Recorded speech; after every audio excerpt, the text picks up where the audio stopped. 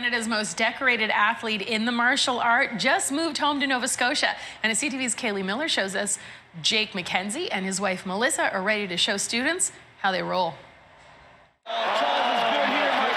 Many of the top mixed martial artists hail from Brazil, but this Jiu-Jitsu world champion isn't from Sao Paulo or Rio. He's from Truro. And Jiu-Jitsu is like a therapy. Jake MacKenzie walked into his small-town dojo at 12 years old. 4 years later, he sought out the world's best. I started traveling back and forth from Canada to Brazil at 16 to do training camps and competitions, but I needed kind of an outlet where I could see if I would be able to, try to make a career of this. And he certainly has.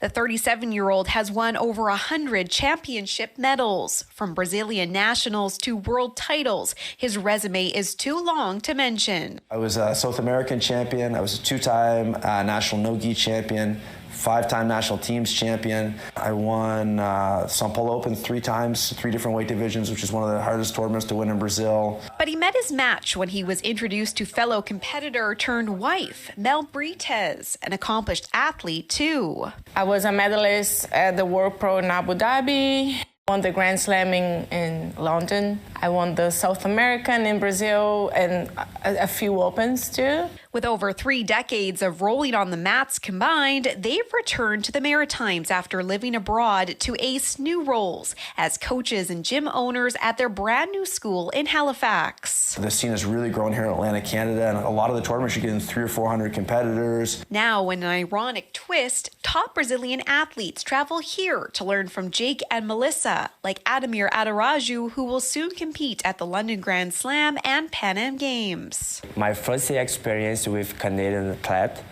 is so really good because Jake MacKenzie trained a lot. MacKenzie says the sport is geared to all levels and is great for fitness, mental health, and self-defense. Knowing that if you did have to defend yourself in a situation, that you would be capable of doing that. A career that's come full circle for a small-town kid who never tapped out on his dreams.